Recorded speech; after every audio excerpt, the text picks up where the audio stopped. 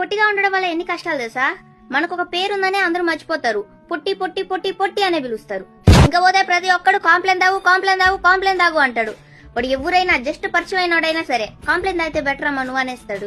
నీకు తెలుసా బ్రో, నేను తాగలేదని మా అమ్మ ఇన్ని జగ్గులు ఇచ్చింది. జీన్స్ వల్ల అవుతుంది, కాంప్లైంట్ వల్ల కాదు.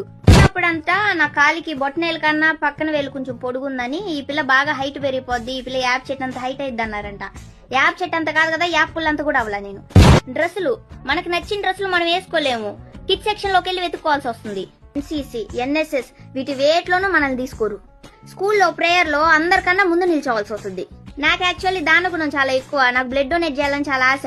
కానీ నువ్వున్న అండర్ వెయిట్ కి నీకే ఎవరో ఒకరు బ్లడ్ డొనేట్ చేయాలమ్మా, నువ్వేందుకు బ్లడ్ డొనేట్ చేసేది పక్కకు పో అన్నారు. వెయిట్ ఎంత ప్రాబ్లం అవుతుందంటే నేను డిగ్రీ చదివేటప్పుడు, అది కూడా డిగ్రీ ఫైనల్ ఇయర్ అనుకుంటా, ఓ 10th క్లాస్ వాడు వచ్చి నాకు లైన్ వేస్తున్నాడు. వాటర్ వరల్డ్ ఆడుకోవడానికి పోతే చిన్నపిల్లల స్విమ్మింగ్ పూల్ లో ఉండాల్సి వస్తుంది. వాళ్ళేమో రింగా రోజెస్ ఆంటీ అంటున్నారు. సరే అని మన ఏజ్ వాళ్ళు యూజ్ చేసే స్విమ్మింగ్ పూల్ కి వెళ్తే ఊపిరాడకుండా అయిపోతున్నా నా హైట్ కి. 25 ఏళ్ళు వచ్చిన అమ్మాయిల్ని కూడా పట్టుకొని ఏ స్కూల్ అమ్మా అని అడుగుతున్నారు. అలా అని నా ముఖానికి హీల్స్ తో నడిచేంత సీన్ కూడా లేదు. ఆల్రెడీ హీల్స్ ట్రై చేసి ఒక 2-3 సార్లు చెట్లలో పడ్డా.